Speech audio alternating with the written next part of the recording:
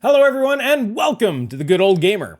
So continuing our test and our journey to figure out the absolute cheapest and most performant gaming platforms out there, today we're going to be taking a look at the old Intel HEDT X79 platform using the Core i7-3960X. Now, I got the 3960X for $45, and it's really the only CPU that I could find that made sense as a substantially cheaper option than something like the i3-12100. So here today, we're going to see how it stands up to all the other CPUs that we've tested thus far, and if it's worth saving the extra $50 to $100 going this route. But before we get into it, I want to thank you guys, all of you. You guys are the supporters of the channel. This content is made possible by you guys and all of the supporters out there. So if you guys like this type of content and you want to see more testing like this, please consider becoming a Patreon or YouTube member by clicking the little join button down below or the Patreon link down in the video description. You gain Discord access and you can join the conversations, which, well, last night was getting pretty interesting. Had a bunch of people in there. It's a lot of fun. I'm really enjoying building the community around this. You guys seem very interested in this topic and I'm having a lot of fun. You guys are having a lot of fun. So I want to thank you all for your support and joining me on this journey. Well, alrighty guys, before we get into the benchmarks, let's take a quick look at the key specs of this system. So as mentioned before, I'm using the Intel Core i7-3960X. That is a 6-core, 12-thread CPU. I got it up to 4.8 gigahertz, so Sandy Bridge has always been known to clock real high, and well, this one's able to get there as well. So we got plenty of speed there. The main difference between this and something like an i7-2600K is the fact that it has 15 megabytes of L3 cache, giving it a substantial IPC boost over the mainstream Sandy Bridge CPUs. And then for RAM, I'm using the G.Skill Ripjaws X. This is 2133 DDR3 memory coming in at CL9. Now, this is in a 2x8 configuration. This is the best memory that I could find. I checked all of eBay, all of the RAM kits, and this one is the absolute highest speed with the lowest latency out there in a 2x8 configuration. And we're obviously running 2 of these kits in quad channel. So that gives us tons of memory bandwidth. As for timings, I could not get primary timings down at all. Basically, the XMP was the max on this kit, which really shows how nice Samsung B-Die is, because even upping the voltage to insane levels, I couldn't get it to move. So we're basically just using XMP with tuned secondary and tertiary timings here. For motherboard, I'm using an Asus P9X79 motherboard. This, I actually just was watching a few of these on eBay, and the guy offered it to me for $79 plus $15 shipping, so about $95. So nothing super special about this motherboard, but it was pretty reasonably priced. And then for the video card, I'm still using the EVGA RTX 3060 12GB XC edition for all the tests. So this is in the same configuration as the rest of the tests. We're going to do this one, we're going to do the 2600K and then the 1800X. Then we're going to move on over to the 14 game tests with the RTX 3090. So this was one of the last ones using this configuration. But as I showed on the live stream the other day, we're not GPU bottlenecked. I showed the results using the 3090. The numbers are the same. So you guys now know that's not an issue, and it's definitely not going to bottleneck this one. So alrighty guys, with all of that out of the way, let's go ahead and jump into those benchmarks. Kicking things off as usual with Cyberpunk 2077, 1080p high DLSS ultra performance, the i7-3960X overclock coming in at an average frame rate of 113 FPS and 1% low of 81. Now, it's really difficult to pick which CPU to compare this against, so I would say Zen 2 makes the most sense. So if we take a look at the stock 3700X, that comes in at 165, so below that, and then the overclocked at 115 and 74 is actually still a little bit below this. Considering the very strong performance we're seeing out of the HEDT platforms here, the memory bandwidth and the low latency associated with the slower RAM is definitely a benefit in this particular title. All right, next up, taking a look at Far Cry 5 720p medium, we have the 3960X overclock coming in at 129 FPS on average and 92 on the 1% low. We can see the Zen 2 CPU bumps it up here a little bit with its higher IPC coming in at 130 FPS on average, 100 on the 1% low. So in this particular game, it's obviously far behind the Zen 2 architecture, unlike in Cyberpunk 2077. Next up is Horizon Zero Dawn, 720p medium. We have the 3960X coming in at 148 FPS on average and 102 on the 1% low. Compared to the stock 3700X, we have that coming in at 155 FPS on average and 98 on the 1% low. So very, very similar results in this particular test. So it's kind of interesting seeing game per game. Each game has its own needs, and certain games prefer memory bandwidth, some are more latency focused, some are more IPC heavy, some are more frequency heavy, and you can tell game by game what each game and game engine really want. That's why doing more than 7 games in the future makes sense to gain a larger variety of games across the spectrum. Speaking of IPC tests, we have Starcraft 2 1080p high. This is very single thread focused. We have the i7 3960X coming in at 207 FPS on average, 129 on the 1% low, compared to the stock 3700X that's coming in at 215 FPS on average and 141 on the 1% low. So this is another instance where that single threaded IPC really is key. Next up, we have Shadow of the Tomb Raider 1080p high DLSS ultra performance. So the i7 3960X is coming in at 127 FPS on average and 78 on the 1% low. If we take a look at the 3700X, it's coming in at 128 FPS on average and 73 on the 1% low. Now, once overclocked, it just massively overtakes the 3960X, but in the stock configuration, the 3960X does have a slight edge in this particular benchmark. And next we have Watchdogs Legion 1080p high DLSS performance mode. The Core i7 3960X coming in at 87 FPS on average and 67 on the 1% low. And this is virtually tied with the stock 3700X at 88 FPS on average and 69 on the 1% low.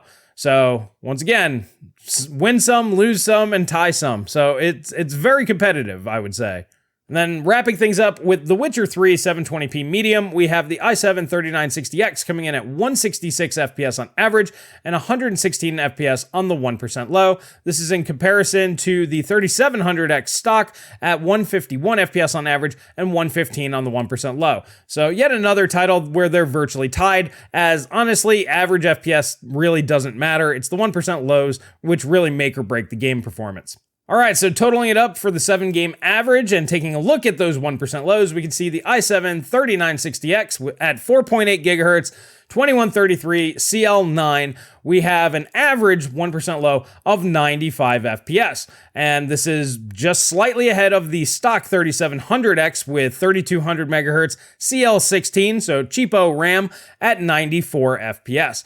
And as you can see, once you tune and overclock the Zen 2 CPUs, they do have a lot more headroom there. As we remember, that's about a 20% bump. So it has a much higher headroom than the 3960X. There's really not too much more performance you're going to be able to get out of this. However, if we take a step back, instead of looking at this as a race and with winners and losers, all of these CPUs can easily hit 60 FPS gaming, no problem. Remember, these are 1% lows, so 60 FPS is absolutely no problem. And with VRR, any of these CPUs are going to be able to handle 120 and 144 FPS just fine. Now we're going to check out something a little bit different. So I decided to add the cost of the total platform in a graph form. So this way we can see the pricing. So I added in the CPU, the motherboard, and the RAM. Now for the HEDT platforms, these are more expensive because they have 4 RAM sticks or 2 kits. So this includes quad channel and quad channel at 32 gigabytes. The rest of these are all priced in with only 16 gigabytes in dual channel. So you get more RAM with these two as well at these prices. But if we take a look, the i7 3960X is by far and away the least expensive system on here. And if we took off 2 of the RAM kits, if you were like, hey, I'm just going to run 16 gigs for a little while, maybe I'll upgrade later, this goes all the way down to $190 for CPU, RAM, and motherboard. So your total platform cost is very, very low for the performance you're getting. And if we take a look at something like a 3700X, this is using rough market prices at the time of my testing, and that was coming in at about $350, and for the tuned version, $20 more for the Samsung B die. That's why I say just buy the B die. It's only $20 more. But even still, that's coming in at over $100 more with half the RAM. So this is a very important metric for somebody looking to get the absolute maximum gaming performance for the absolute lowest price point. So to me, this is very impressive. We're taking a look at a 2011 CPU keeping up with a 2019 CPU. Now granted, it was a $1,000 CPU back in 2011, but still, it's not like the 3700X was cheap in 2019. It was $330 at launch. So that's still a pretty significant price point. And today, you can actually get the 3960X at a much lower price. Now, I'm not suggesting anybody go out there and absolutely buy one of these. However, if you're on like the tightest of budgets, or if you're building a PC for a friend and they're like, hey, look, I only have $300-400, basically console level money, this thing's going to do great. As you saw, 95 FPS on 1% lows in modern titles is fantastic. That means 60 FPS plus is not a problem at all. And high refresh with a VRR display is good to go. So this is going to give you a better experience than virtually any of the consoles are going to be able to offer here today, because you could pair it with whatever GPU you want. You could scale the resolution to whatever you want to get the performance level that you want. And that's the greatest argument against consoles from PC gamers. It's because it's up to you to decide what's important to you. Do you want visual fidelity, or do you want higher frame rate and fluidity? You can choose, and you can change your mind at any time. On a console, the game developers tell you what it is that you're going to play. This is the visuals. Maybe they'll give you 2 options, at best 3. And usually one's ray tracing, and you turn that off anyway because it kills the performance. So this is what I really love about the PC gaming market, and why I like doing these videos, because you can get, like I said, the motherboard, the CPU, and the RAM, 32 gigabytes, 2 kits of 16 for under $250.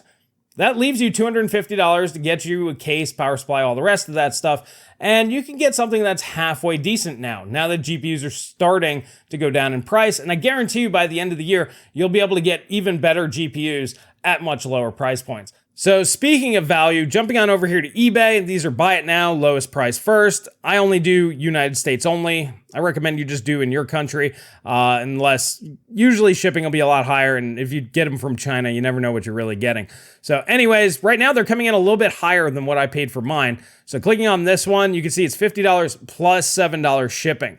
Now, what I would recommend doing is what I recommended in the live stream the other day. Just find any of these guys that are taking offers and offer them about $45. Somebody will bite. Like I said, I got one just a few weeks ago for that price point. No issues. Now, jumping on over to X79 motherboards, there's actually a really great option available right now. So we have this new listing, $99.99, free shipping. So this is a little bit more than I paid for mine. But this one right here just has the 4 DIMMs, which is great. So you might get some better memory overclocking capabilities out of this. And that's not too bad. $100 flat. It's $5 more than I paid for mine. This is a pretty decent deal. I would pick this one up. Assuming that one's not available when you're looking, just go find somebody that's sub $150 and offer them like 100 flat and see if they'll take it. Somebody will probably bite, because like I said, when I was looking, I just watched one at this price point, and then he just offered me $20 off. And I was like, oh, well, all right, I'll definitely do that. So people want to move these things. They don't want to hold on to them. So if you offer them a reasonable amount of money, like I said, 95, 100, maybe 90, somebody's going to probably jump on that. So they're not super expensive, but they are available around the price points that I got mine. So there you go. If you're in the market for a super budget PC, or a friend needs a super budget PC, or just somebody wants to get away from console gaming and they just don't have a lot of money, maybe they're going to sell like their PS5 or whatever, and that's most of their budget, this is a great way to start them off. Now, granted, GPU is going to be what you want to sink most of your money into. For gaming performance, GPU is always going to be king. However, making sure that you get quality RAM and actually tune your system to get that maximum performance, that's the best way to get that absolute maximum value. And I hope this series has encouraged you guys to go ahead and explore and try to figure this stuff out. So, alrighty, next week I am going to do a Samsung B-Die, kind of a general overclocking. It's not going to be a guide. It's more of a, I don't know, suggestion video, because you guys have been really wanting it. So we're going to plan for that next Wednesday, unless something happens to come up. My second son is going to be born pretty much any time now. So unless something like that happens, I'll let you guys know. But yeah, so plan for that next week. In the next video coming up on Sunday, we will take a look at the 3960X compared to the 2600K, and you can see how big of a deal that extra cash really is. I know a lot of people be like, well, what about the 2 cores? The 2 cores help a little bit, but it's really the cache that's really bringing it up. And obviously the quad channel helps out too. So I'm really excited to bring that one to you guys. If you haven't already subscribed to the channel, please do so. Smash that like button. Tell YouTube this is good content. People need to know about this stuff. People want cheap PCs and tune the hell out of them and get max performance. This is the channel to go to. And if you guys want to support further, as I mentioned earlier in the video, please consider hitting that join button down below or becoming a member over on Patreon. Links are in the video description. You get to join the good old gamer community and chat with me directly, ask questions on the Techonomics podcast, and help fund all of this and make it all happen. I want to thank you all for your support. That's really all I have for you guys here today, and we'll catch you guys in the next video.